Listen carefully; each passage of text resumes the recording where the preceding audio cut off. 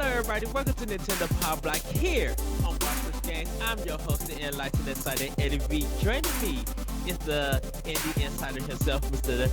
Dan Murphy. Hi from Kansas City, everybody. Welcome. It's glad that you are back. How are you feeling this week? I know you were under the weather last week and you couldn't make it, but we are glad to have you here. So, but how you been feeling? You know, it was just the first shot I got for my vaccine, so I was feeling a little rough that day, but it went away like the next morning. So all is good. Getting Oh, close to being vaccinated. oh, lucky you! I got my vaccine shot a couple Thursdays ago, and then the next weekend, I got sick. Oh man.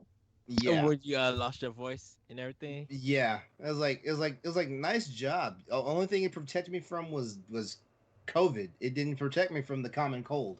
Oh no! Oh no! Well, we got the. I love this guy, the gunner hunter himself, returning back, Mr. LeRon. What's popping?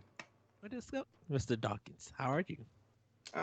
Can't complain. New Monster Hunter game's out, and so living the dream. Yes, and of course we have the galloping Galatrad himself, Mr. Jacob Taylor. 24 hours of hunting and I'm still going strong. Yes, yes. How many hours are you into it now? Because I sure was feeling some size envy to that clock of yours. I think I'm just shy of 40 hours logged. Wow. Yeah.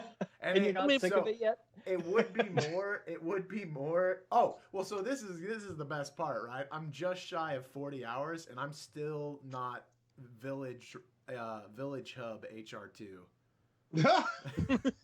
I'm still, it's all multiplayer.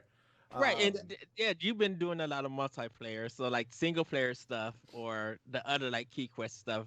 I'm assuming you haven't got into yet, in a sense. Not a whole lot, no. Okay. Yeah, Yeah. I've dived into it, and I'm glad that I did start diving into it because a buddy of mine just beat the single player. Well, he rolled credits, which isn't quite beating the game. Yeah. And a lot of new stuff kind of came around, so I'm glad that I'm burning through that now.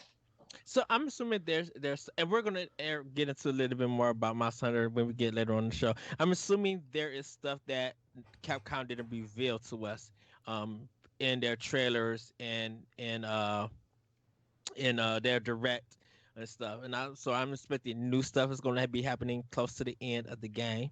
If I'm assuming. they're ambitious like they were during Monster Hunter World, we're probably gonna see like a good year to 16 months worth of content. For additional like DLC. Yeah. Yeah, absolutely. and then maybe possibly we'll get what's called the G version, which is basically the ultimate version of the game. So we'll have to spend money twice for it, but we'll be getting the high rung missions and all that stuff. It's a tradition in Monster Hunter. You get a base game, then you get an expansion game. Yeah, I okay. I'm gonna save it because there's one particular monster everybody has fallen in love with, and the one little head thing that comes out with the little you see more of his mouth than his eyes. He has that long neck and he like twisted and stuff. Wait, what are we talking about? For my son, a lot of people have been loving him. Jacob, you played more. You've seen more monsters than I have in this game. Do you know what he's talking about?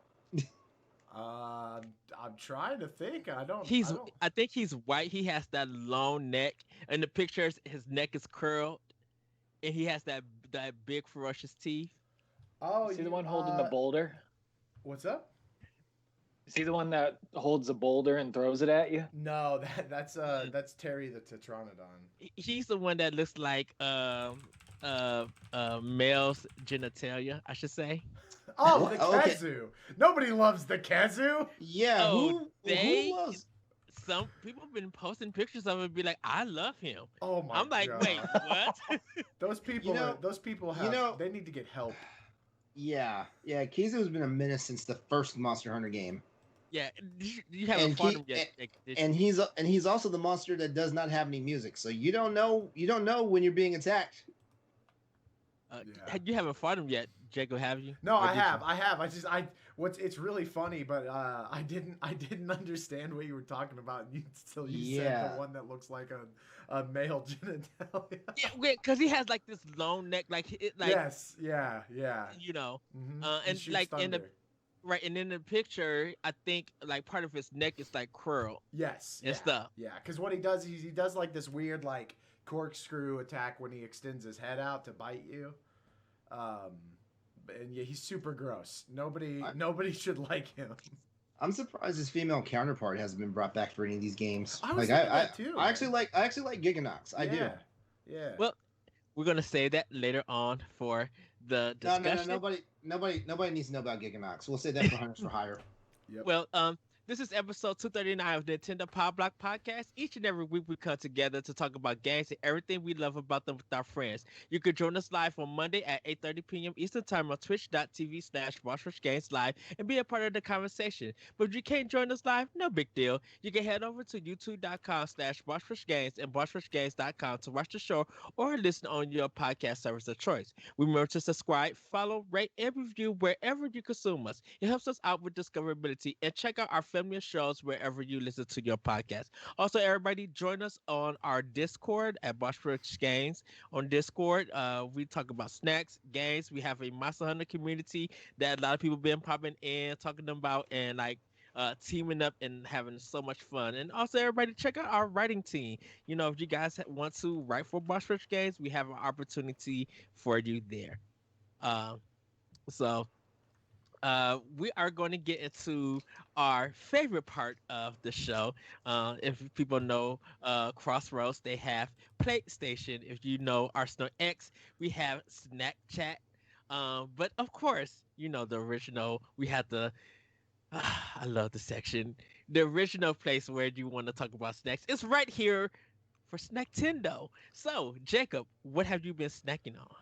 Uh, let's see. I haven't really been snacking on a whole lot, other than I did pick up a bag of pistachios recently. I was Mhm. doing grocery shopping for the week and saw them and was like, I haven't had pistachios in so long, so I have been snacking on those, but like not really a whole lot of note for me.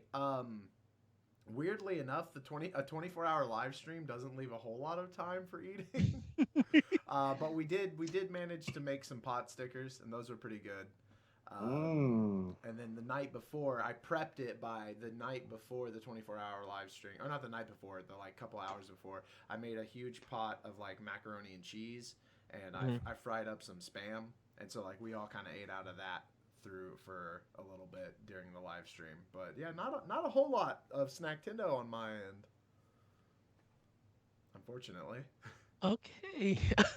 LeRon, what have you been snacking on? Well, as I was telling you guys earlier, I was sick the week before, so honestly, something killed my sweet tooth. Like the drive for me just to go out and get snacks is just diminished.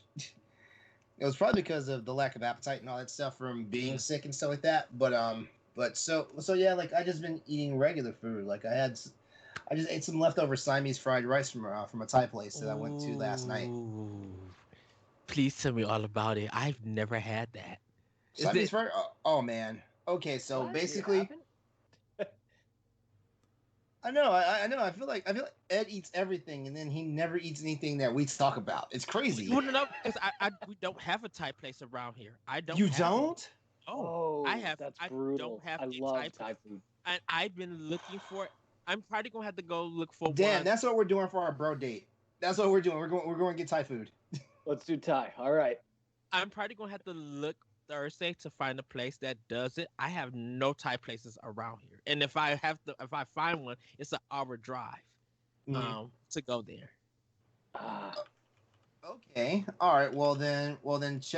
Okay. So, Siamese fried rice is basically fried rice, except the meat ingredient is actually crab meat. Ooh. Yeah. Yeah. So it's like so that it's crab. house fried rice too. So it has all the like vegetables in it, hard Yeah. boiled egg. Like Yeah. it's just awesome.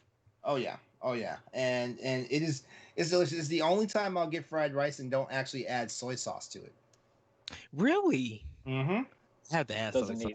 Well, number one, you'll mess up a good fried rice anyway if you just even like a couple of drops too much soy sauce will like ruin your ruin your fried rice in the first place. But this is one of the ones that I never put soy sauce in, and I do like to taste of soy sauce in like rice dishes and stuff like that. But yeah, but man, it's amazing. And there's something about what they do at this restaurant. The restaurant's called Taisen Jetsu. It's here in Newport News in the Port Warwick Center in town.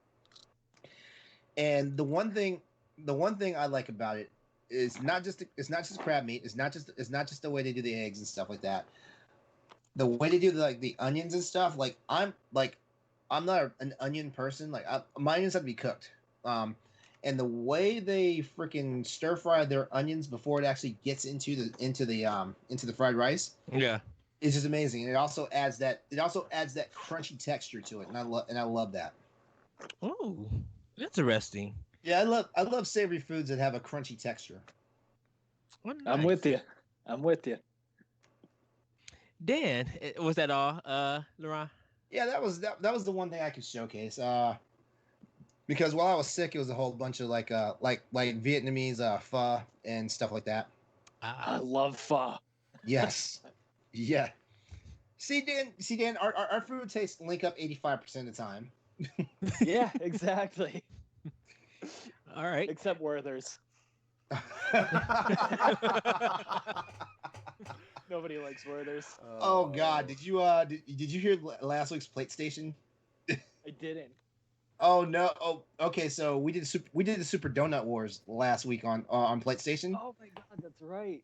Yeah, and yeah, you inspired it actually. Remember? Yeah. And I kid you not, like Austin was in the zone, and then because our three things were your favorite donut, your favorite donut place, and then your favorite chaser. So basically, what do you wash your donut down with? Austin was on a freaking roll, and then he turned around and said, "Mountain Dew." What?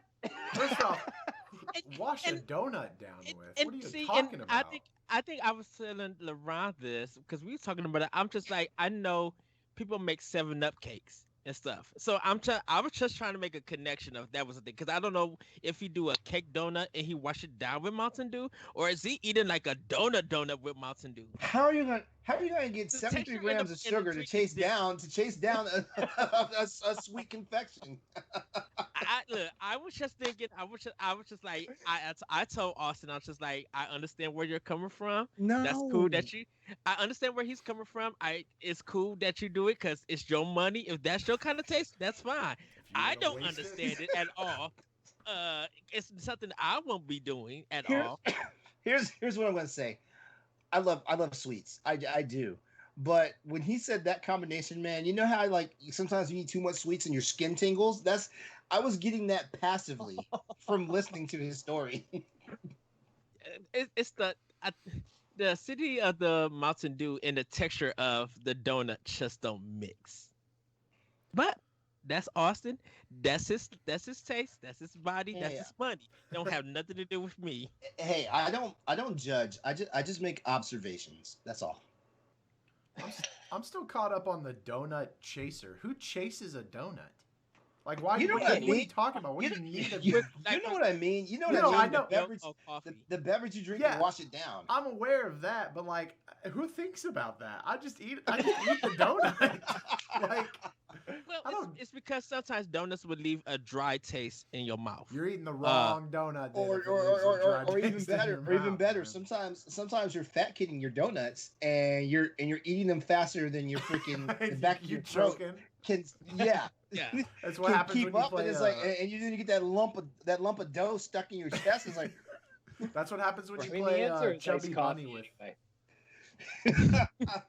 I know the viewers are just like, another week of donuts. I'm like, yeah.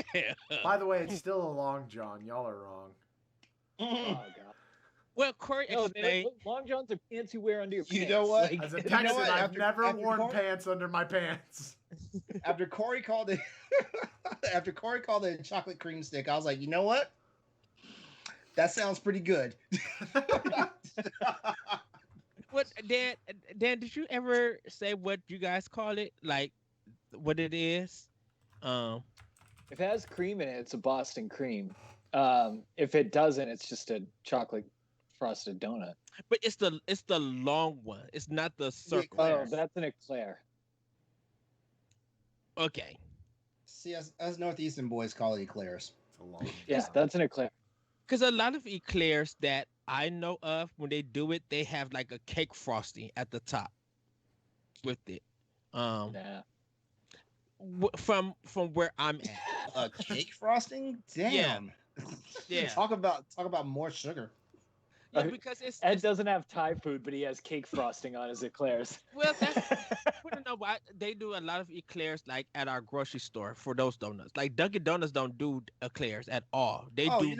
you know what? It's I don't know why. I'm sorry we made it about. I'm sorry I Go turned ahead. into the donut discussion again, but most grocery stores, like their donut section, it leaves a lot to be desired. Like Yes. I think some of the best places to have donuts in their grocery stores is like it's like a Wegmans, a U Crops, Publix, but not Food Lion, not Kroger, none of those places. You know, like But their donuts are. You know, I'll say this: their donuts are technically the way that anybody that makes them at home usually turns out, yeah. but that's not what we want. Well, I think it's different from where area that you're at when it comes to donuts. Because if you don't have that mom and pop donuts or a specialty place that doing donuts, mostly definitely around here is Dunkin'. Like Take your behind the Dunkin' or Krispy Kreme. Don't mess around with Food Lion donuts. Don't right. And don't mess so around and don't mess around with Walmart donuts. Don't do that. No, you I hate didn't even know yourself. Walmart. I didn't even know Walmart did Walmart's donuts. bakery section has them. Oh, I'd look at somebody's cake that they bought at Walmart and eat that for a bit and call it a day. Yeah, which I prefer actually Jewel or Sam's Club donuts. I mean, even though Sam's Club and Walmart's the same, there Mhm. are more selections at Sam's Club when it comes to some of their cakes in our area. If you want a good donut from a place that's not like a chain, well, technically Wawas are chains, but if you want a Mhm. donut that's not necessarily from a donut chain, go to Wawa. If you have those. Yeah, I think it's probably just in your area, LeRon. So Yeah. okay, so Dan, what are you snacking on? I'm pretty boring right now. I'm doing a no processed carbs and no sugar cleanse for a month. So I probably the best thing I've been eating is like seared tuna. Oh wow. So yeah. Which is freaking slamming, by the way. Oh yeah, we got like a so I live like right on the water. Mhm.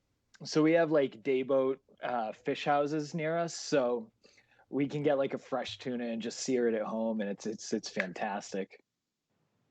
But yeah, nothing in the snack department because literally everything has sugar. It's so hard to cut out added sugars. Because you're doing no sugar and no gluten, right? Yeah, I'm not doing any of the like processed carbs, so I don't really eat gluten as it is because my Mm. fiance's gluten free. So Can you do fruit? Like yeah, I'm doing fruit. you doing fruit? Okay. Yeah, Yeah. yeah. It's Okay. just like no added sugars and no like processed stuff. No processed stuff. Okay. Yeah. All right. Well, for me, I kind of also been born a little bit. So the only snack that I've been having a good time with is like bananas. I just been eating bananas like crazy at work. Um, drinking water too. With that. If any sugary snack that I have had is the Hosty Cakes orange cake, cupcakes. Because we just got them in our job, but I don't get them that much. I may get them if I'm getting like real tired at work to get a sugar boost. But other than that, it's just been bananas and water, you know. So I've been a good boy eating healthy Yeah. and stuff. So well, we're gonna get into our game fact events, and this one is kind of you guys are gonna kind of learn a little bit about it. You kind of mentioned something about this on 2 weeks ago, LeRon, about Square Enix, and it kind of got me to like look it up, and I knew about this, what happened to Square Enix on how it became, but kind of want to read to you guys on why it is now Square Enix. A merger between Square and Enix was in consideration since at least 2000. The financial failure in 2001 of Square's first movie, Final Fantasy: The Spirits Within, made Enix reluctant to proceed while Square was losing money. With the company facing its second year of financial losses, Square approached Sony for a capital injection, and on October 8, 2001, Sony Corp purchased 18.6% stake in Square. Following the success of both Final Fantasy X and Kingdom Hearts, the company finances stabilized, and it recorded the highest operating margin in history in the fiscal year of 2002.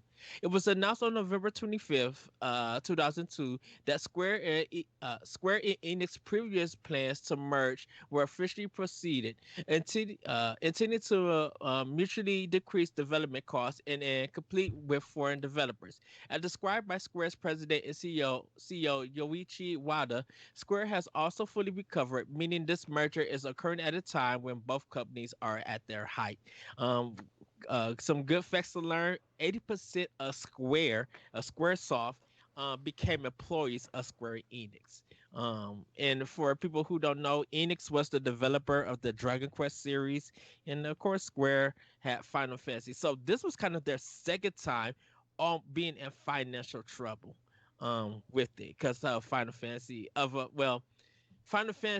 made them rich, but it's kind of funny that Final Fantasy kind of destroyed them also with it. So Oh, I can believe it.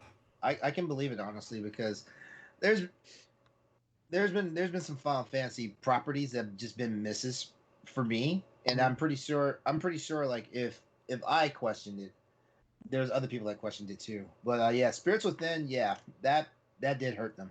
That hurt it them was bad. and animation wise, it's beautiful. Story wise, I think this where it hurt them. Right there.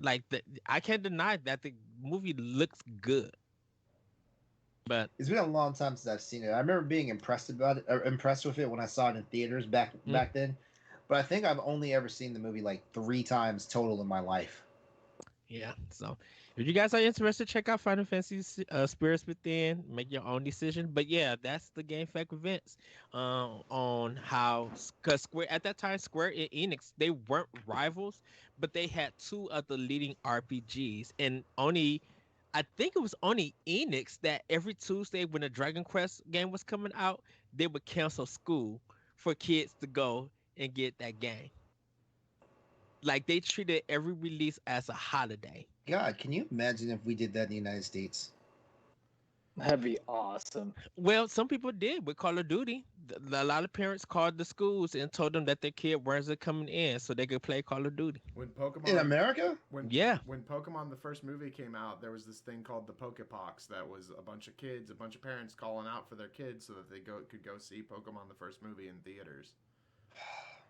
I come from another generation. My parents would have never done that. Oh yeah, of Nope. course. Not for me. No. You have to be in a rich neighborhood for that to happen. No, I don't know about rich. I don't know about rich. Oh, All I'm saying is, no, I know some parents who I knew some parents growing up who would let their kids like miss school for like movies and video games and stuff like that. My parents weren't about that life. yeah. Well, everybody, that has been the Game Fact events, and now it's time for our Femi news. Dan, take it away. All right, before we get into the news, I'll just give a couple of quick shout outs. Shout out to a couple of guys on our Discord, Auditor 415 and Salty Barnacle. They've been pretty active in the Monster Hunter chat. And also thank you to Rogue Spartan 4, who left us a 5-star review on Apple Podcasts. So guys, our community is growing. We love to hear from you. So please leave a review, join our Discord, and be part of the community with us. All right, so to get into the news, there's a couple of blips I'll just go through. First story is Takashi Mochizuki from Bloomberg put out a little more information on the Switch Pro. Ed and I have talked about this to death, so we'll defer to you guys on this one. But he says that the new Switch would be released later this year, a 7-inch 720p OLED screen, DLSS equipped, better CPU with more memory, lot of games, and analysis tip as much as $399 price tag. LeRon, does any of this speak to you? $400 for a Nintendo system? Oh my god! I don't know if I'm ready for that. You are. I don't know. I don't know. Like it's you know, I like the idea. I like the idea of the Switch Pro. I do. I do. Like and definitely DLSS equipped, chipset. Awesome. I'm gonna love it.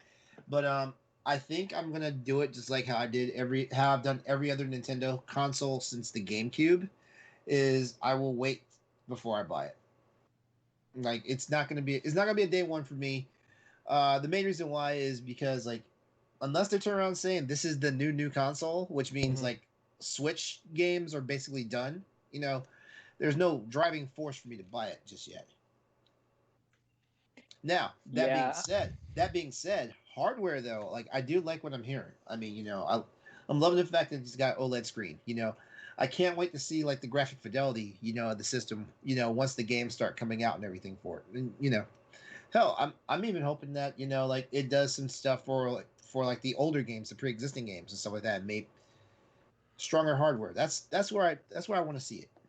See, that's where I agree with you. Like Xenoblade 2 is one of my favorite games on the Switch, but like even me who's just a diehard Xenoblade fan, I can admit like playing in handheld mode is a little rough sometimes.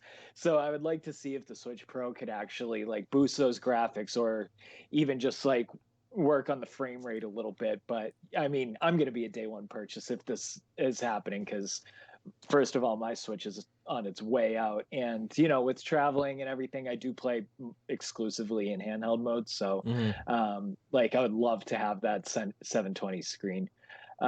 Jacob, what do you think about this? I think it's cool. I think all the typical points are being hit here with every other. I know this is coming from a much more reliable and direct source, but these types of rumors have been like.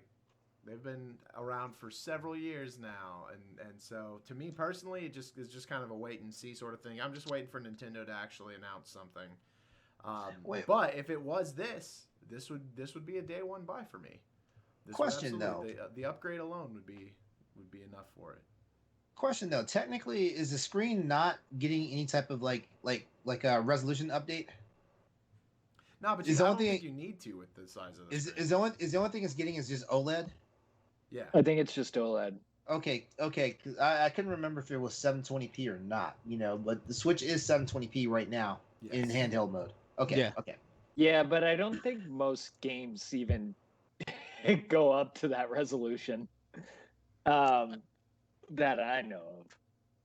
I think it depends on that game and that graphics and stuff.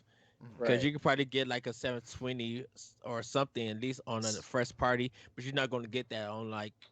Okay. But I mean, like even Link's Awakening, that like you would still have frame rate issues and just like texture issues on that game, like in handheld mode, and that's not very graphically like powerful. I'll say this.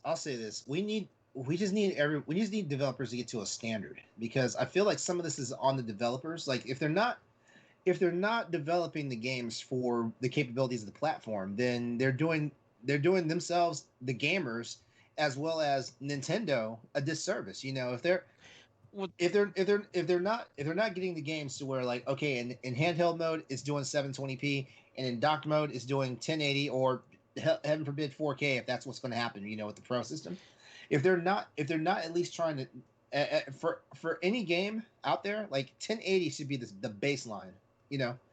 So if the developers are not cooking it into their games to where like it's outputting in that, us the players we're getting ripped off. Well, the problem with that is that, and this is mostly for third party, not so much for Nintendo or indies and stuff. A lot of the major third parties are using port developers and not doing it for themselves.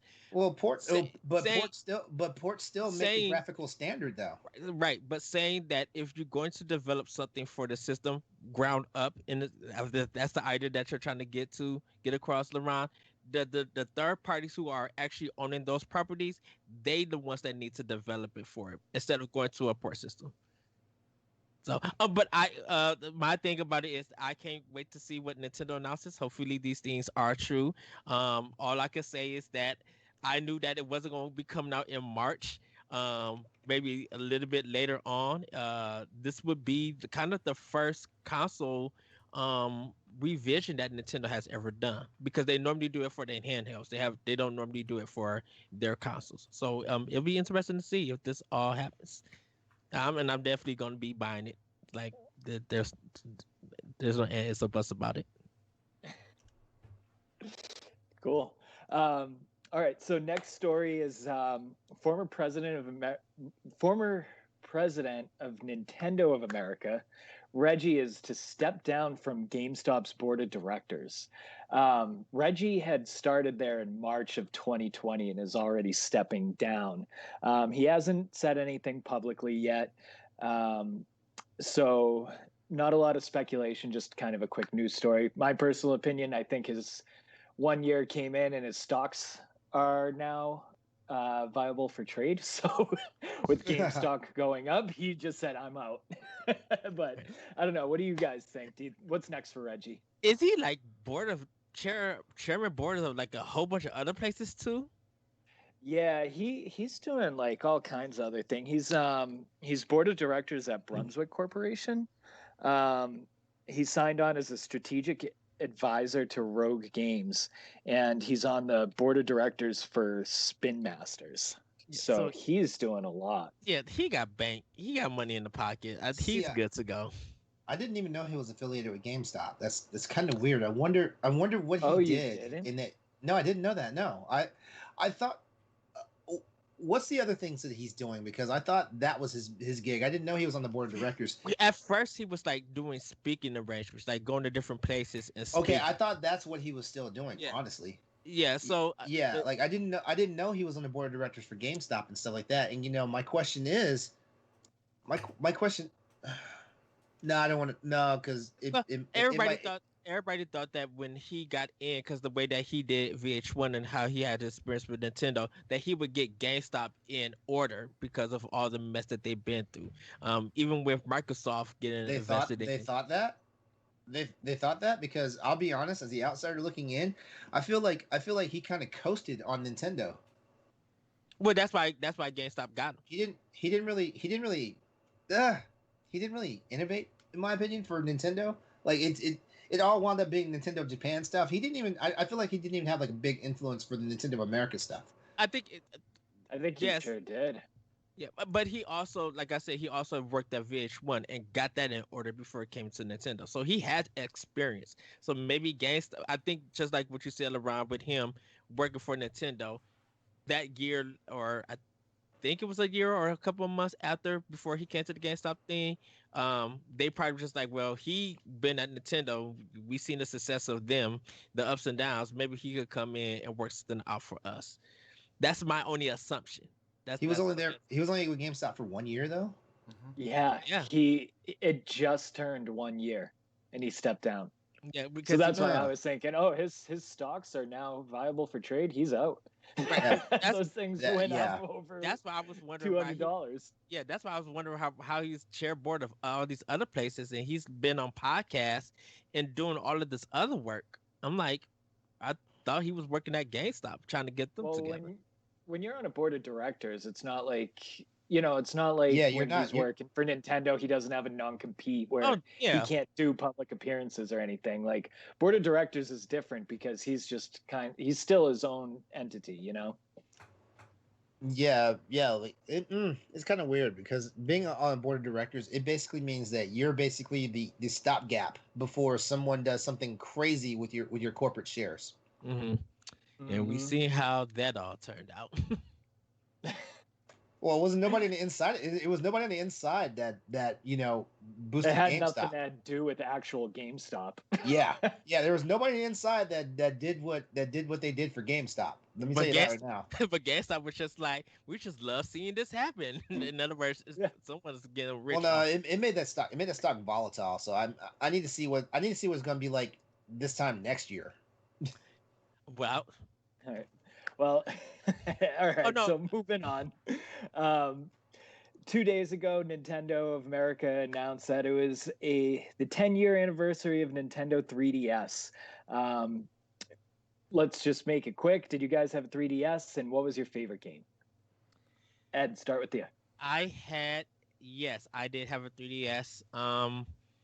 Man, favorite game that is a lot. Ooh. I think one of my favorite game is definitely Fire Emblem Awakening. Definitely Nice. that. What Um, about you, Jacob? I had several 3DSs, and my favorite game was Fantasy Life on the 3DS. What is I had that Fantasy game. Life? Fantasy Life is It's like a role playing game. it's a role playing game. It's kind of like Harvest Moon meets like Monster Hunter almost. Yeah, Oh, that's It's awesome. very cutesy. You can have multiple different lives, and that's like different jobs and stuff, and it's cute. yeah. Because I Cool. think it's from the designer of Secret of Mana. I think, or the Mana series. I I'm not sure about that. I think it's from Level 5 from the Layton series. Yeah, Nice. probably. LeRon, how about you? I had the Nintendo, the original 3DS. I had that. I had the new Nintendo 3DS XL because I got the Monster Hunter edition for that one. Um, Nice. Lucky. my favorite my favorite game my favorite game from the 3DS is hard. Ugh, it's hard to say. No, I'm not gonna say a Monster Hunter game because the run of Monster Hunter for 3DS was okay in my opinion. Mhm. Hmm. I think the game I had the most enjoyment out of was Samus Returns. Yeah. Nice. All right. Next up, Astria Ascending comes to Switch this year. This is a story that probably only I care about. Um, this an epic adventure with the charm and pedigree of a classic JRPG. Astria Ascending tells an expansive story of fate, sacrifice, and new beginnings. This game is going to be drawn all hand drawn with the artwork, and it's going to play as a old school turn based combat system. Have you guys seen this and are you interested in it? So this was in ID at Xbox. So Yep. they showed the trailer there. Um, I'm s- Dan, was this announced first before it came to Xbox, or was the Xbox one announced first, and then Xbox was announced first and they just announced it for announced it for Switch. Switch? Okay, so if you haven't seen the trailer, do take a look at it. A lot of people are loving this. Definitely with the artwork. I'm like, yeah, of course I'm buying it. Oh, yeah. It looks really good. I the problem is though, it's just like I need physical of this. I don't want digital. That's the problem with this one because I want to see Is it because only that going to be coming digital? at this time, yeah, I don't know if they're gonna Oh, that's a bummer. yeah, I don't know if No Limit or I Am 8-Bit is gonna do a physical. I hope someone picks it up and do a physical version on it because the hand drawn graphics look phenomenal, and I would love a box copy with whoever does the artwork for that game. I would Mhm. love to have one of that. Yeah, it looks so good. I'm really excited about this. I mean, I've been playing more JRPGs in the last year than I have probably ever. So I just need more of it, and this just looks amazing. Jacob, have you seen it? Or anything? No, I have not, unfortunately. Okay. Yeah. All right. Last story, which is a really good segue into our next topic. But Capcom announced that Monster Hunter Rise, which came out on Friday, has shipped 4 million units worldwide, um, which actually, this game has sold more than Animal Crossing on the opening weekend. Um, so I'll just leave it at that. And Ed, take it away. Let's get into the main topic. Okay, so we're going to get into our Dock Mode Deluxe Edition. Uh, Monster Hunter Rise has been released into the wild, and us Pow Blockers have been in the hunt since.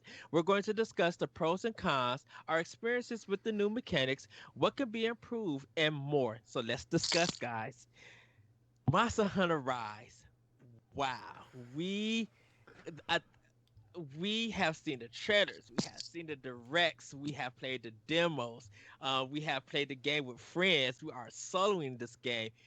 what is your initial impression at this moment with the game? Dan, I'm going to start with you because this is your first official Monster Hunter game. So, what is your impression of the game? Well, I was hoping you wouldn't start with me first, but I guess I'll go. Um, so this is my first Monster Hunter game, and I'm actually having a hard time getting into it. Right now, to me, it kind of just feels like a single player MMORPG.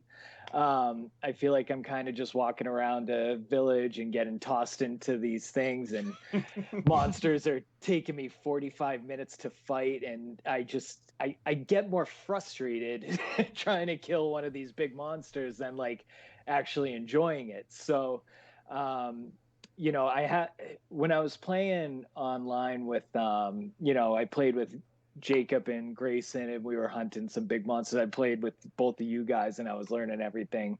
And the multiplayer was really, really fun. But right now, by myself, I'm having a bit of a hard time getting into it. So I'm gonna keep plugging away and hope I get better at it, and then maybe I'll start enjoying it a little more. Okay. Jacob, what are your impressions just at this time of Monster Hunter Rise?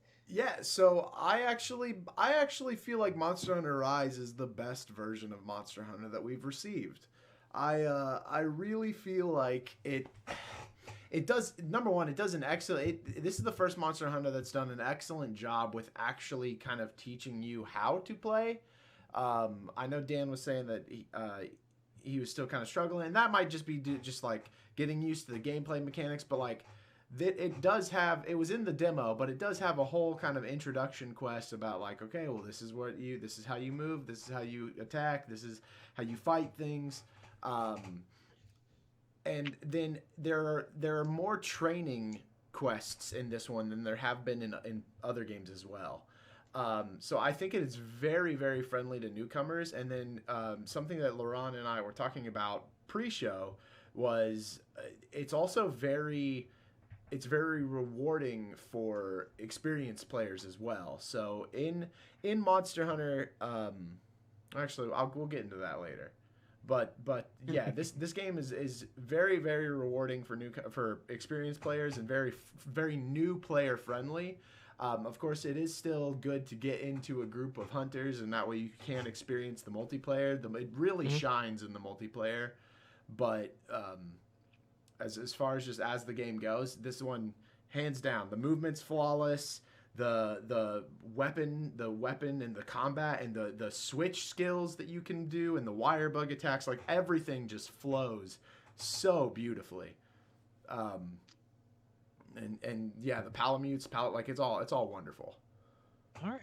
LeRon, as the Gunner Hunter himself, the experienced Monster Hunter player, what are your impressions of the game at this moment? I'm really enjoying Rise. I am. I mean, everyone's heard me say this time and time again. I was really apprehensive about going back to like the handheld, because yeah, I mean, Switch is, in my opinion, a handheld system. I had issues. Let's just put it that way. Like just the thought of going back to it, but it's a wonderful melding of Monster Hunter World and the previous Monster Hunter games. Like I mean, like the movement and the flow is there. Thank God the maps are all in one engine, so you never have to worry about switching from zone to zone and going through a load time. So like, thank God, because that was one of the things I was really afraid about. But hardware and stuff changes, and this thing's running on the RE engine, which is probably a godsend for this game. I feel like the RE engine is actually making this game one of the more perfect Monster Hunter games in the series. Because I think the last Monster Hunter game before World that I said was perfect was Monster Hunter 4, because Generations Ultimate had problems. And then of course World is like in my opinion, still one of the best ones. It's not my favorite Monster Hunter game, but it's one of the best ones. But what I honestly like about Rise is they learned a lot of pointers from Monster Hunter World, because the story mode in this game is seamless. I just love how everything you do is working towards the story. It's not just, oh, go out here and hunt this, and maybe when you come back we'll talk about some lore about how things were in the world and stuff like that. Nah, everything you're doing is building up to a purpose. So when you get the new encounters with the monsters, like they talk about it when you come back and stuff like that. It's fun. It's amazing. I'm enjoying it. There, I have some nitpicks about the gameplay mechanics. We'll get to that. Just hold on. Okay. Oh, We'll get I to thought we that. were doing it all like pros, cons, and all that Oh stuff. no, no, not yet. No, we'll Okay. get to that.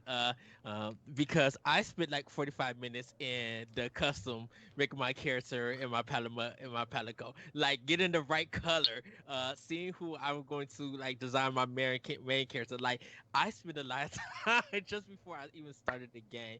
But then once I got my weapon, my iron insect glaive and down my iron blade too, and just working to get like more equipment and stuff and fighting the monsters.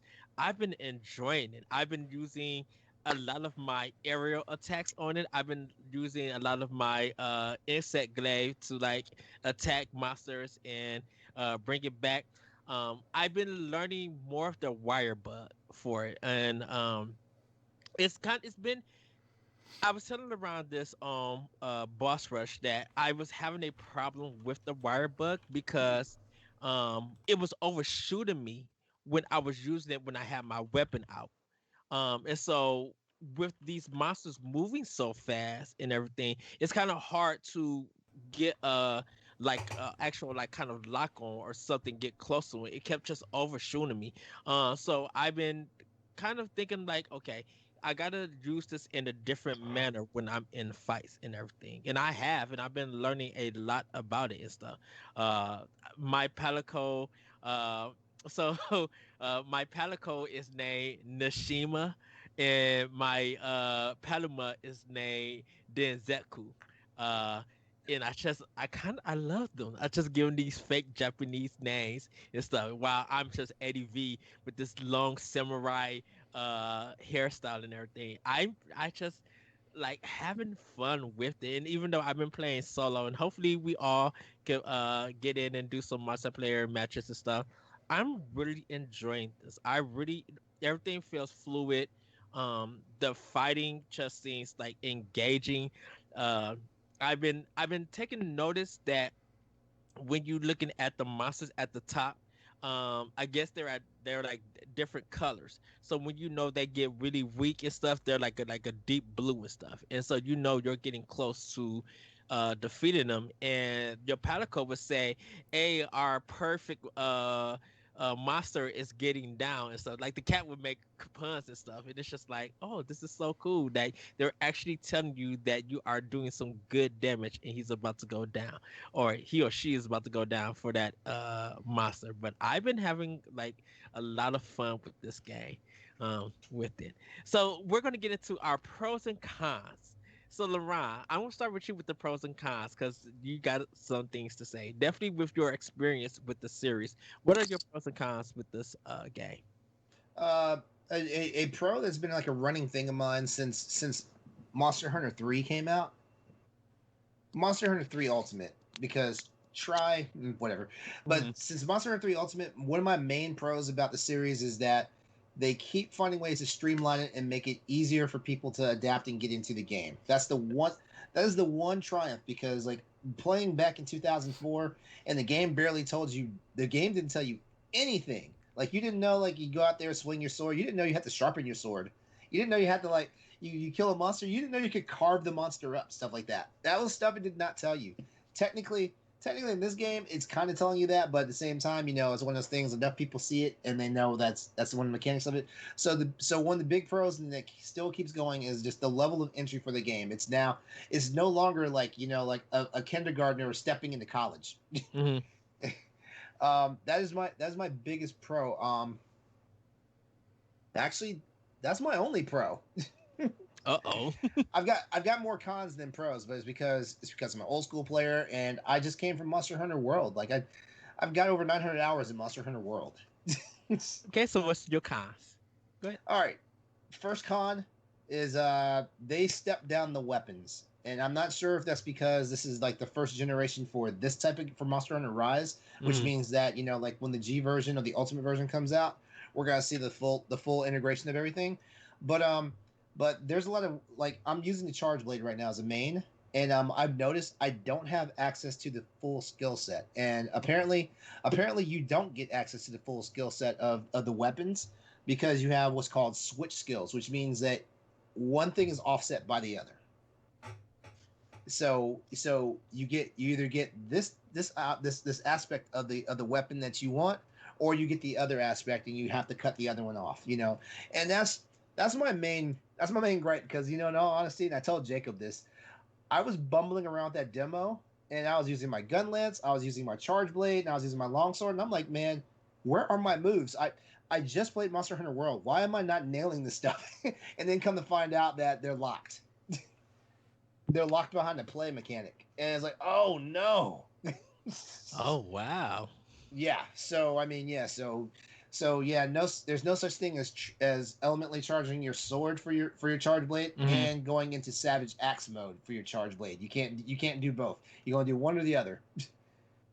Ah. Savage Axe mode, as in when you charge up your shield part of your charge blade. Yeah, and then the axe holds all the elemental stuff. So like you're basically doing buzzsaw attacks. It's kind of like charge blade meets switch axe. Talk to me after the show. I've got some good news for you. So you're saying I haven't gotten far enough in the game? Well, is that what you're saying? They might have just put it under a different button mapping.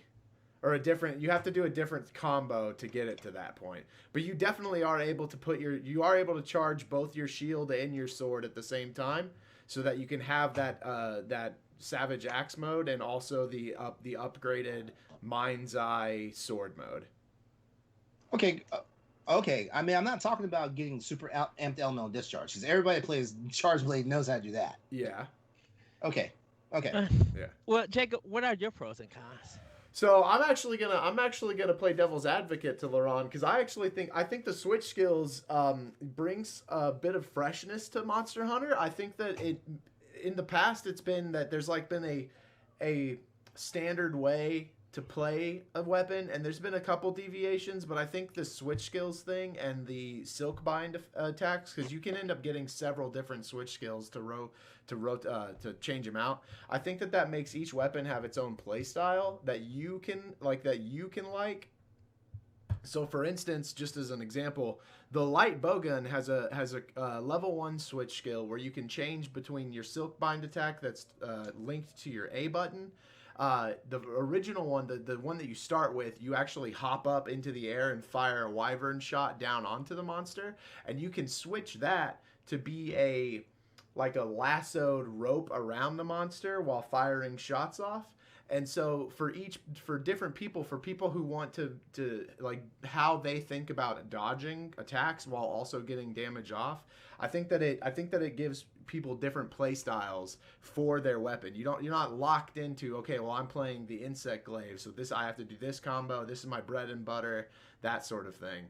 And then again, more pros than cons for me, because they introduced being able to, or at least I think they introduced, this could have been in World because I did not play Iceborne, but they introduced being able to accept and depart on quests from anywhere in the village hub. They brought back from World the ability to go, like, the person who grabs the quest, you can leave and then other people can join you later, but that was in World, so that's not new for this game. The wire bug. Oh my gosh.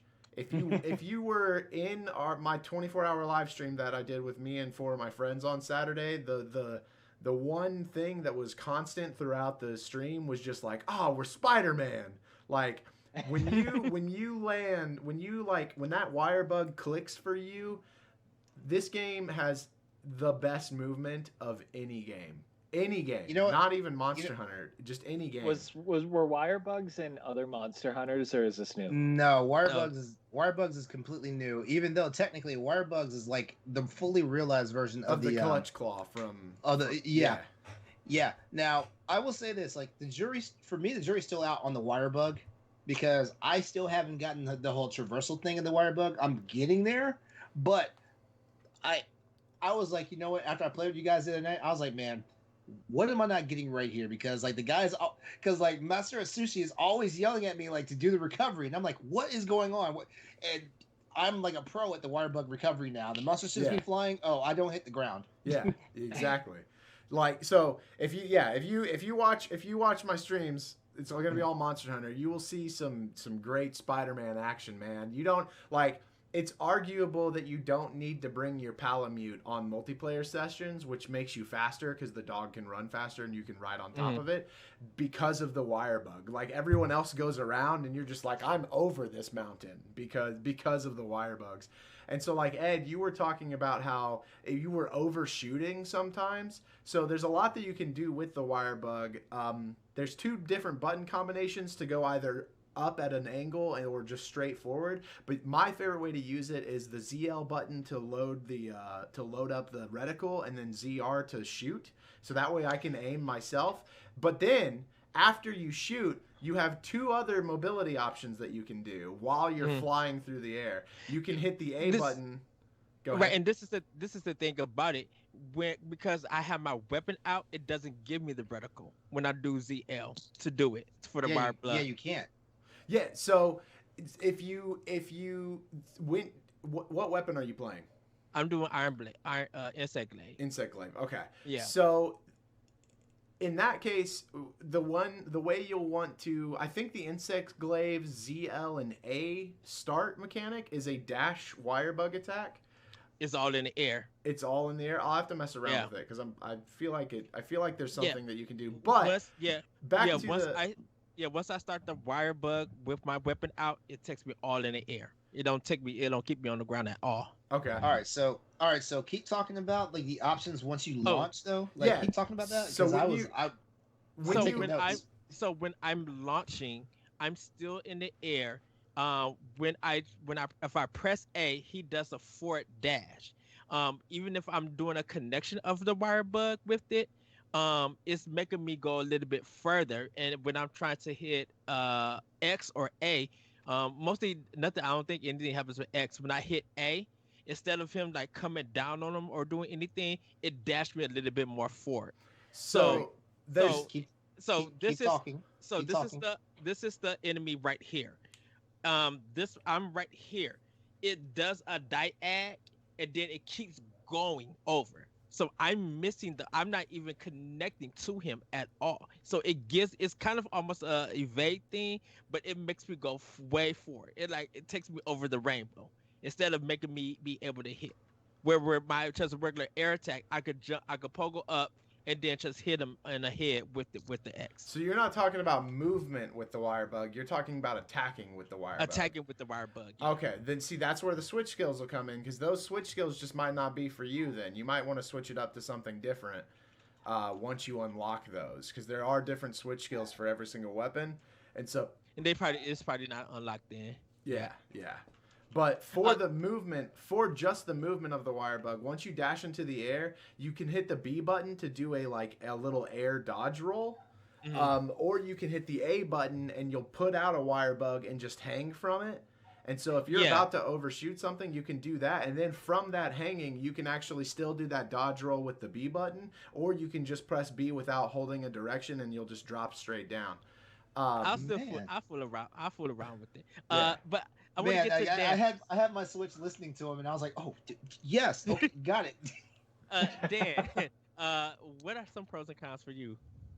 All right, well, you're gonna have to, remember that I haven't played a game, Monster Hunter game, so I'm just gonna talk about the game itself, I guess. But you know what? Like, I think the graphics are really, really good. I really think they did such a good job with the world and like how detailed, the shrine area is and everything. The wire bug, huge pro for me. I think it's been so much fun just like exploring and trying to get everywhere because of that thing. So that's been great. I think there is like this sort of satisfaction into when you finish off a monster, you actually get to skin him and try to upgrade your weapons and equipment. I think that's really cool. And I don't know where to put all my resources just yet because I don't know what I'm good with or what I'm not good with. So, um, there's just like a lot of cool parts to the game. I don't really have any specific cons. I think nothing about the game has really offended me or I think like is really wrong about it. I mean, my only con right now is it just takes me forever to beat a big monster. And it's just like, I don't know, like fighting a monster for a half hour straight is just not fun to me. Uh, so, Don't worry. that's my Don't con. worry. It'll get there because you're gonna be messing around one day and you're gonna be like, wait, it's already dead, and you're gonna feel so accomplished. Yeah. Well, that's the thing. It's like I've kind of figured out with this game that like you have to learn the monsters' moves and like their reactions towards everything. And like since I don't know what they do, I'm kind of just shielding most of the time and studying what the monster does. That way I can kind of go into it with a different approach next time. So I'm really just in like total newbie mode right now. Okay. Well, my pros and con is I love riding the Palamut and getting the places and stuff. I know about the wire. I would say this about the wire bug because I do love it. I love hitting it on the mountain and then running up, and when I flip back off, throw it up again, and I just traverse to get on top. It makes me feel like a ninja, and I'd be like, "Dang, where's the Ninja Gaiden music?" Is like I want to throw like the Ninja Gaiden soundtrack for NES on it at times. I'm loving that. I'm love taking down the monsters, and I always feel good when I'm fighting it. And even when I lose at a monster, I'll be like, "Dang it, I'll get you next time." And then I learn and stuff because I think losing in this game is like beneficial because it teaches you the behavior and really Mhm. plan out what to do and stuff. Because I didn't even know about the bomb stuff. Like LeRon showed me about the bomb things when he was playing World, and I was just like, "What is this?" Because I've never known. My thing with Monster Hunter was like you go in and you fight monsters with the weapons that they give you.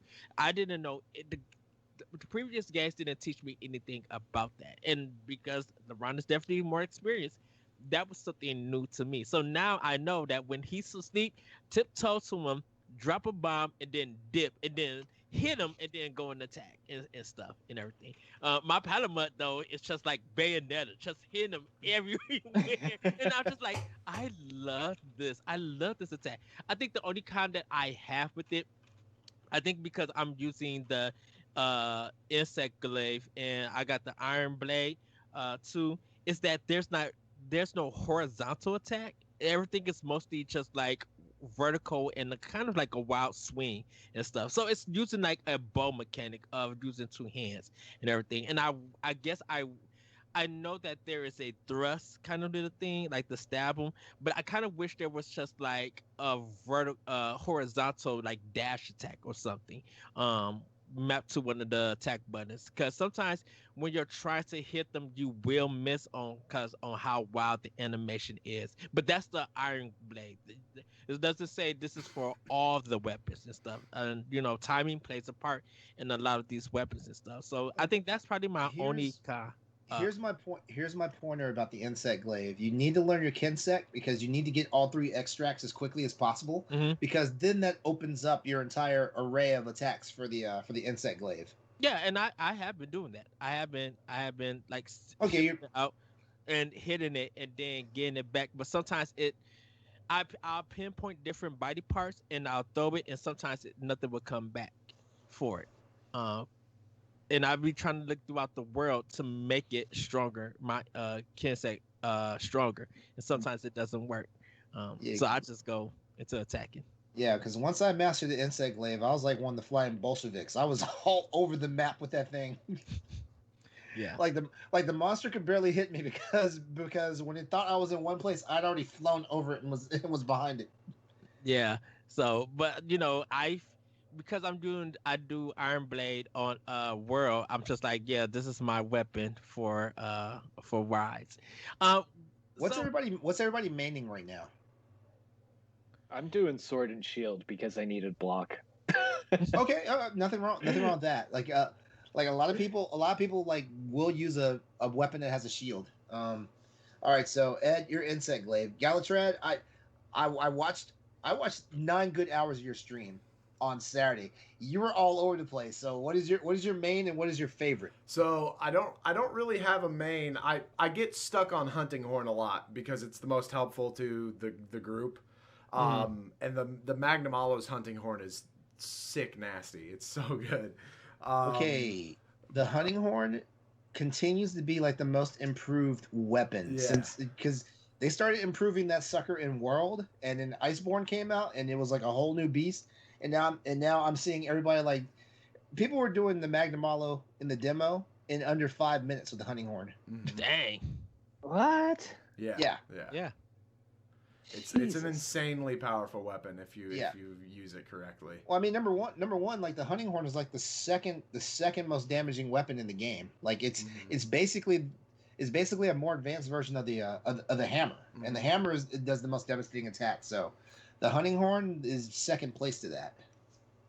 Yeah. I know there's one section. I guess as you progress to the game, more of the weapon upgrade and forging. I believe that opens up because when you start of it, there's like I think it's like 3 weapons or 3 things, and it may be depending on what the weapon is. And then it split. When you get to the second one, it kind of splits. Yes. But you can't unlock things. So I'm assuming there's more that will open as you progress through the game. Yes, correct? Absolutely. Yeah. Okay. The smithy starts unlocking like your abilities for more upgrades and new weapons.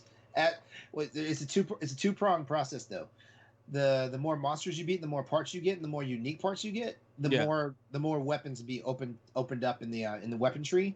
And then as you progress throughout the rungs, the star ranks, that it gives you your ability to make upgrades because you need materials to upgrade, and you can't get the materials until you have access to the new zones.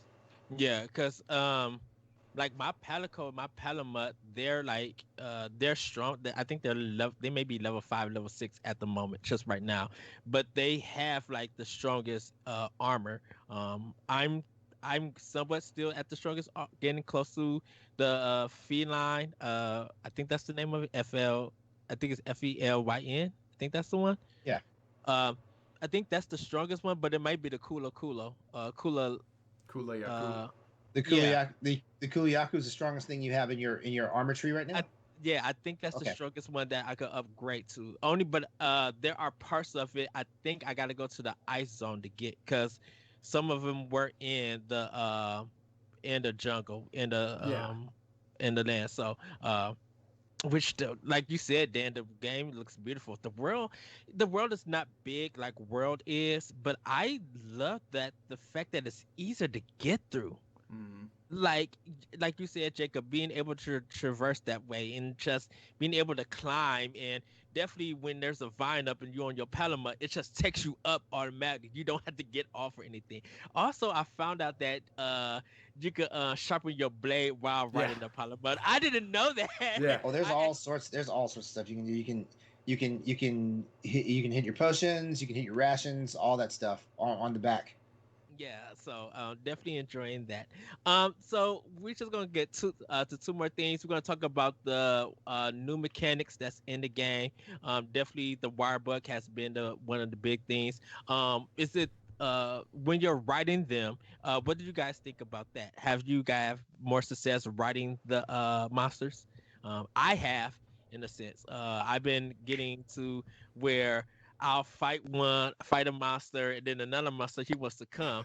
But I did, hit it on the head so much that I've been able to wiretap them, and then use them, and then do a lot of damage where I could flip off that monster, like launch him at the other monster, flip off of him, and then wiretap the other monster, and then use it against him.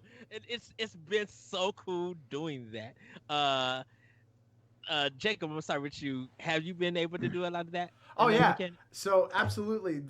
Another thing that makes the hunting horn so great is that it's very, very good at. So most weapons will have to wait for the monsters to come together and fight each other to put them into that mountable state, or you'll just have to fight it for a while. The hunting horn's strongest wire bug attack will just immediately put a monster into mount mode, if it hasn't been mounted before. So like in my hunting groups, the 3 guys will run off towards the monster we're hunting, and I'll be like, okay, I'm gonna go get this guy and bring him over to you. Yeah, no, I've gotten to do wyvern riding quite a bit, and it's very versatile. Like you said, you can get some big attacks in, and then slam it into the monster to then make that monster rideable. Each if you raise that bar up enough, you do get that finisher, which is really nice. And then if you have nothing around, you can just slam it into the wall constantly. Um, so yeah, that mechanic is super super good. What about you, LeRon? Oh, that is my favorite thing they brought forward from Monster Hunter World and Iceborne. Freaking the freaking in World, it was mounting a monster and then using the clutch attack to like basically it's called wall bang, where you launch them into a wall and that's an instant knockdown. Or if there's another monster there, you launch them into that monster and it's an instant knockdown for both of those monsters and stuff like that. It's easily one of my favorite things they brought over from Monster Hunter World, and I'm so glad it's in there. Learning the wire bug mechanic to get it all started though has been a little bit of a challenge for me, but I'm starting to get better. And I'm also starting to realize, thanks to what Jacob was saying, that sometimes it's about your weapon Yeah, and not so much what you are doing. yeah, Because Yeah. I'm using the charge blade right. I'm using the charge blade right now. It's not my main, but it's my main right now because I need something kind of fast and versatile. I'm Mhm. normally a gun lancer, and I'm pretty sure the gun lance. I guarantee you that the downward smash is probably what puts it in the mountable state for the monster. So I gotta check that out real soon. But yeah, and then I just like cheesing the hell out of the monsters. Like I'll go to the maps where I know there's three large monsters. I Yeah. will cheese that first monster and then I will run all the way around the map to find the next monster and just start wailing on it and get that one into the mountable state and then go find the third one. And then once I get the third one done, then I go back to the very first one and wear him out too. I think that's why I love the expedition in this game. Like, if you want to go and just do something like that and grind and get the stuff, you can just go and do it and don't have to worry. I think that's one of the big improvements that I like, that the monsters are easier to see on the map. Because world, you have to search half of the whole map to find out where's this thing at. You know what? That's another pro I have. Like because of your owl. Like once you've actually identified a monster successfully one time, whenever you show up on the map, if that monster is there, it's automatically on the map. And so with that, I appreciate that because in Monster Hunter World you had the the the spirit tracking flies. thing. Yeah, Yeah, for Yeah. tracking. And the spirit flies are great, but the problem is you had to level those guys up, which means that you had to play the game for a little bit before they automatically, when you start showing up in the game, where they'll start automatically saying, "Oh, hey, Anjanav's here. Oh, hey, this is here. Rathalos is here. Rathian's here." Ugh, You hated know. that. So now it's like the moment you spot them, like your owl's like, "Oh, there it is." Yes. Dan, have you did anything with the wiretapping and wire bugging? Not really, aside from just like trying to go to the highest part of the map that I can. The wire bug attacks on the monsters are really, really helpful for me, especially using the sword and shield since that barely does any damage. You know what I mean? Um, but yeah, that's about the extent of it for me. All right, Okay. Dan. All right, Dan. So I guess you and I are playing some Monster Hunter this weekend. Absolutely, No, absolutely. I don't like seeing people suffer. Even though your meme this weekend made me out to be a colossal jerk, but Oh wow. Well, we're gonna get into the last part of this. What did you guys think they can approve for this game, and what do you hope to see in the next Monster Hunter game? Do you think it will go to the other consoles? We know it's coming to PC, so definitely, like LeRon, like I said, LeRon, I'm definitely gonna be looking forward for your PC stuff to see the like comparisons and differences. But what do you think you got? Think they could approve with this game? LeRon, I'm gonna start with you. actually, let me defer to Jacob. Oh, okay, Jacob. So the typical thing that they do to improve the game is add that G rank, the extra bit of so you have low rank and then you have high rank and then you have G rank, which is insanely difficult and for like the top tier of hunters. Um, I do also think that they could. I think that they could allow, so on older Monster Hunter games, you could have up to 8 players in a hub and separate into like 2 different hunting groups. I want them to bring that back. Right now, you're locked in at 4 players to a hub. So in order to get like rotate people in, you actually have to rotate them out in and out of the hub. Yeah. And it's weird because like the hub area has eating spots for a huge number of people. Yeah, I think I saw at least 7 spots that I could see with my naked eye. Yeah, so I want them to bring that back. But mostly, like I said, this is easily the best Monster Hunter game in my opinion thus far, which makes sense because it's the newest one. But I really just want more. And this one released with it launched with more monsters than in Monster Hunter World and in any of the previous monsters, I think, except for Generations, which is kind of a caveat because the whole point of that was that it was all the other games kind of combined into one. Wait, is that true? It launched with more monsters than World? Yes, World launched with fewer monsters than Monster Hunter Rise. I think World has more monsters now, like at its peak, than Rise launched with. But as far as launch goes, World launched with fewer than Rise launched with. So really, I just want more. I just want more monsters, and they've got 3 free content updates rolling out, and then I guarantee you after that we're gonna get some sort of Iceborne style DLC that introduces that G rank plus a lot of other content. Oh, question, Jacob. Yeah. I was apprehensive about the fact that we're in the desert and the ice stages, and we don't need hot and cool drinks. Or were you the same way? We talked about that on stream. I think it's a good thing. I think that really that was just an extra little barrier that people either weren't paying attention to, or they were like wasting time having to get those hot and cold drinks in order to survive that. Or I say survive, it shouldn't have killed anyone, but like in order to just take that hassle away. And they've done it like they've done other quality of life updates, like the no more paintballing.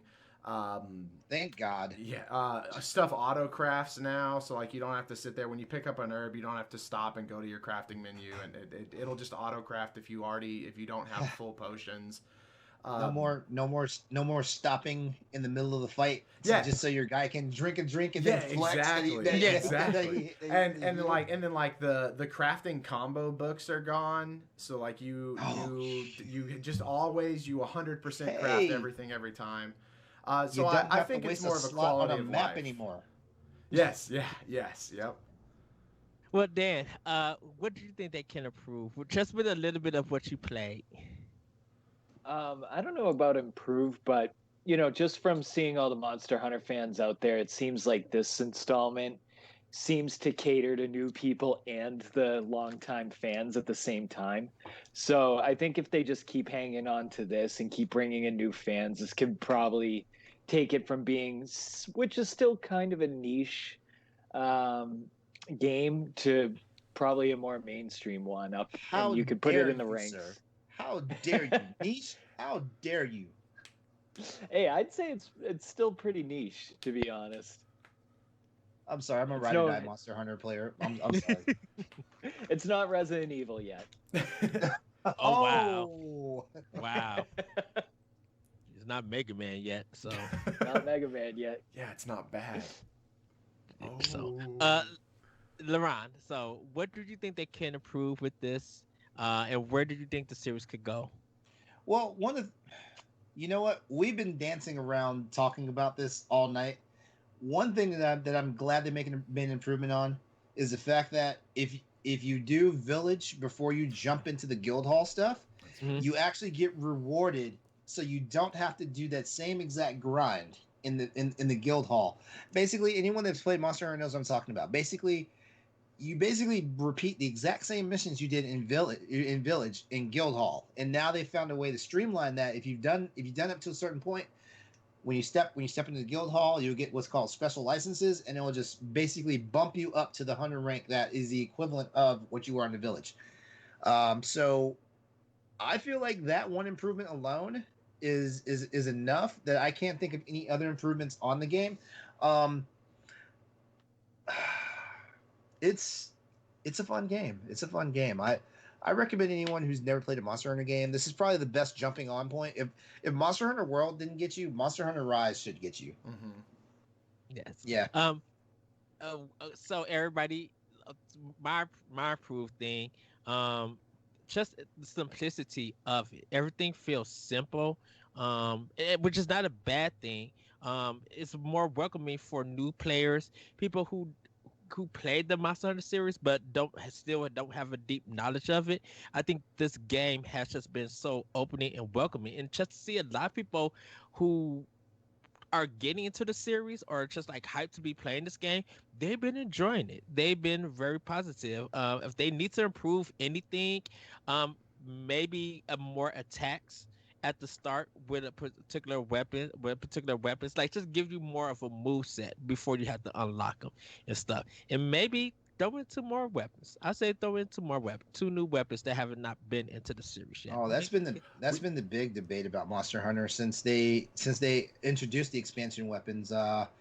Monster Hunter, the original Monster Hunter had, let's see, great sword, sword and shield, Lance. hammer, lance, And light heavy bow bow. gun, heavy bow gun. It And- didn't have. No, it did have light bow gun and heavy bow. It didn't have bow. It didn't have the very first Monster Hunter game didn't have dual swords. The one for Yeah, Japan, Yeah. but when we got It got upgraded to Monster Hunter in the States, they added the dual swords. So yeah, 7 weapon classes. Then Monster Hunter 2 came out. They expanded with 4 more, so we had 11. And then Monster Hunter 3 introduced a new weapon, the Switch Axe. So that was 12. And then Charge Blade and Insect Blade came out in 4. So we've got 14 weapons right now. It's been this big debate that Monster Hunter needs more weapons. I'm on that, but I'm not the biggest proponent of it because I mean, what's next? So I you know what? I actually would like to see a whip, some form of a whip. that would be in really this cool. I've game. never thought about that. Is it Cassandra from Soul Calibur? Ivy. Ivy, Ivy has she's the the one that whip. got the with Plus the the Belmonts. sword that could turn into a whip. Yeah. So um, in Rise, and I don't think they did this in World, but in Rise they got rid of. It used to be that you had a Blade Master armor set and you had a Gunner armor set. Yeah, they And got rid of it in They World. got rid of that, and so that makes me think that they could introduce like a boomerang type of weapon where you can fight melee, but then you can also start chunking that thing and have it come back to you and like do multiple, almost like piercing shot through the monster. Mhm. That would be super. Get some shuriken action in there. Shuriken. Well, everybody. Well, Oh, go ahead, LeRon. I was gonna say I know one of the Japanese only like the PC versions of Monster Hunter had had tonfas, Yeah. which were nice, but you know like they only ever stayed on the Japanese only version. Oh, I hope they have like a Yoshi outfit for my Palomut, so I could just. Oh god Oh, That would be no. so I would great. let. Please don't Nintendo-fy this game. Please don't. This is Capcom and Nintendo. You don't think they not gonna add something? Yo, I could just think about it. You are a gunner in a samurai Samus. version of Samus, or you are in. We've already done that. We've already done that. We've already Bring Monster it Hunter back. 3 Monster Hunter 3 or 4 had Yeah. okay, if you were a male character, you had Samus's Varia suit. If you were a Yeah. female character, you had her Zero suit. You know, we've already done this. And Bring it back. But would you do it again for free? No. Yes. No, because in all honesty, I didn't. I don't really like licensed armor. Like I only put my Palico in one of the Mega Man outfits. I only put my Palico in one of the Chun-Li outfits. You know, But that's Capcom stuff. that's Capcom stuff. Yeah, But you're I'm still not really. saying. I like the DNA of Monster Hunter way it is. So you know, like when that's the other thing too. I love about Rise is Rise went back to that anime Japanesey style. I didn't realize I missed that so much. You know, because World I was all about. Oh man, the world looks real. I'm loving this. You know, and then another con. I'm tired of homegirl singing all day long. Her vocals must be like hurting. I'm tired. I Now mean, that's you all know, I'm gonna hear when I'm playing it. I'm at, gonna- at first I was like, oh man, this is a really cool theme song, and then like hour 15, now I'm like, oh god, shut up, girl. Sing another song. Well, everybody, that has been our Monster Hunter Deluxe edition of Doc Mode. Hopefully, you guys are enjoying the game. If not, still go out and try the demo. Ask some friends around. Come to our Discord for Boss Rush Games and join us on the Monster Hunter chat. Hook up with friends and everything. We got people who will help you out and people who are like inexperienced and new, and everybody can learn at the same time. It's so much fun with this game. But we're gonna get to the last part. Play Oh, with hang on, Pop. hang on. Let me add one thing.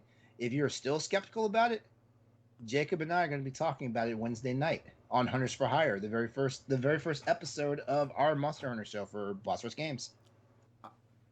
Yep. Okay, yeah. We'll get to a lot of more stuff in the plugs. But we're gonna get into playing with Power. Dan, what have you been playing with Power? I finally finished Bravely Default 2. Took me about a month to play that. That game was so much fun. It was every JRPG trope packed into one game. I made such a habit of like mastering all the jobs and building my characters like in the craziest ways, trying to break the game. The story was surprisingly very dark, and it was overall just a really good experience. So I'm kind of sad it's over, but now that it's over, I finally started playing Monster Hunter Rise. So those have been my two games with a little bit of Tetris 99 splashed in between. Okay. LeRon, what have you been playing with Power outside of Monster Hunter? That's it. That's it. It's been strong since Friday. Wow, no Horizon, no. No, oh man, my PS5 is already mad at me. What happened? Like it hasn't been on what's today? What's today? Monday. It hasn't been on in Yeah. almost 5 days. Oh no. Monster Hunter's been out. I told everybody like all my main systems are going to have a problem when Monster Hunter comes out on the Switch, and I haven't done any gaming on PC since Thursday. I haven't done any gaming on PlayStation 5 since Thursday. Shoot, I maybe played 20 minutes of Tekken. What did you play Thursday? Oh, PC, or for PC? The last thing I played actually I played DJ Max Respect. Oh, okay. Yeah, and then I played Horizon the day before that. Okay, I'm because glad I we did. have Oh. LeRon on recording saying he's only played Switch for 4 straight days. Yep. Because this will never happen again. Yep. Yeah. Jacob, outside of Monster Hunter, what have you been playing with? you Power? guys- And all I've You played guys is are Monster so good. Hunter. He played for 24 straight I hours. play, yeah, man. That's all I've played. I'll say this includes before Monster Hunter Rise. Outside, what had you been playing before the game came out? Monster Hunter. I've been playing. I've put 50 hours into the Monster Hunter Rise demo. What would you play Yeah, before? he was playing Monster. What would Hell, you I was playing Monster Hunter before Monster Hunter Rise came out. I was Before- playing the demo. What would you? And we're all gonna be playing Monster Hunter after this. Yeah. Well, outside of Monster Hunter, I finished Root Film, so I'm writing the review so you guys will be able to see that on Boss Rush Games later on in the week. Been playing a little bit more of Ghosts and Goblins Resurrection, loving that game. Played Star Ocean Departure R. Getting into that game, really loving this version of Star Ocean. Very easy to get into, very Japanese, 16-bit old school fun that I'm definitely having with this game. Going to be jumping into Doom Eternal and Cyberpunk 2077 for Xbox. I just want to play through it all, just like get it out the way and everything. And then with PlayStation, Final Fantasy VII Remake on easy is what I've been playing. Just having a little bit fun with that. And I'm going to actually be popping in Detroit Become Human for PlayStation because I'm halfway through the game, but I want to finish it. And I just love that game. Man, ever since I seen that first trailer, I was just like, I need this game on the system. And the day it came out, I was at the store. No, I was at work and I brought it day one. So that is what we've been playing with Power Rate. Everybody, that has been Nintendo Pow Block. We're going to get into some plugs. Jacob, go ahead and plug. Yeah, so you can find me everywhere on the internet at Galatrad. If you're a new hunter wanting to get into Monster Hunter, wanting to get into the ropes, you can join my stream. You can also check out coming soon to a Boss Rush network near you. Hunters for Hire, a podcast LeRon and I are doing. We're going to be talking monster specifics. We'll probably go over do some weapon tutorials, just talk our time with the games, our time with the series. All things Monster Hunter are going to be going on there. So be sure to check out Hunters for Hire. We're recording our first show live on Wednesday over at Exodus 803. I think I got the numbers right. Yep. Okay. Yes. And we're also doing something, a special tournament in April. Yes. Thank you. Yes, we are. So on the Boss Rush Discord, you can join that. And in the announcement tab, we are doing a Smash Brothers tournament April 3rd. That's this Saturday. It's going to be, right now, we only have 6 people signed up, so you have a good chance to win either a $20 or a $10 eShop card. The winner of the winner's bracket will receive the $20, and the winner of the loser's bracket will receive the $10 eShop card. You don't have to pay anything to sign up. It's totally free. You just have to show up. It's happening this Saturday, April 3rd, right? April 3rd is this Saturday? April 3rd. And yeah, I want to see y'all there. We're going to be streaming it on the Boss Rush Network page on Twitch and having a great time. So sign up. Yes. LeRon, go ahead and plug. All right. You can catch me on social media, Exodus803, Exodus803. Twitch.tv/Exodus803 is where you want to be at Tuesday nights at 8 p.m. Eastern Standard Time for Crossroads PlayStation Podcast for Boss Rush Games. Don't forget, Wednesday night, we haven't set an exact time yet, but it'll probably be 8 p.m. as well. Hunters for Hire, Jacob and I, we are talking about Monster Hunter, and you're gonna. First episode is gonna be really tasty. What we have to talk about. Yep, and that's it. Those are my plugs. Take her away, Dan. Right. Oh, and also check LeRon out for a couple of weeks. He's going to be hosting Standard Definition, I believe, on Sundays. Yeah. Yep. So me and Joe Wilson, good old Colonel Panic. Yes. Dan, go ahead and plug.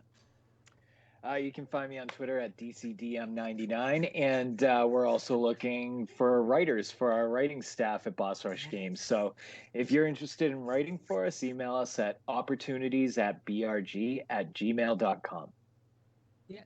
You guys can find me on Twitter at ThatRetroCode. You can check me out also on Optional Opinion on SoundCloud, World 11 Podcast.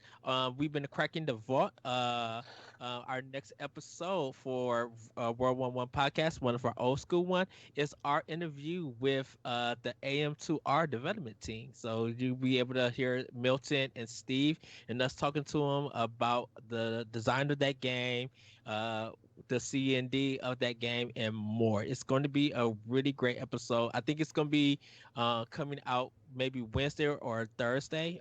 Check out at World1_1 podcast on Twitter, and you'll be able to see it. If not, you'll see it on my Twitter page at That Retro Code. You guys can find me on Twitch at The Lyrical One there. And for right now, also everybody, our good friend Austin Campbell at Play Austin has released his mixtape with his crew, the La True. The album is called Good Meets Holy. The album is on, the mixtape is on YouTube. They just dropped it on Monday. So if you guys have seen it, they're recording on this on Wednesday. You'll be able to check it out there. You can follow Austin at Play Austin, and you will see the link leading up to there. It has, I believe, 13. Yeah, it has 13 tracks on it. Really go out and support Austin, and also go support Boss Rush Entertainment with Logan and his crew, with Land Party, trash talk, and more great shows for entertainment that you guys will definitely need to tune in and give them a listen. With that, everybody, have a great week. Have a great weekend. Hopefully, if you guys are down with the hunt, that you are having a good hunting time. And with that, everybody, we will see you next time on Nintendo Pow Block. Bye, everybody. Woohoo! So long.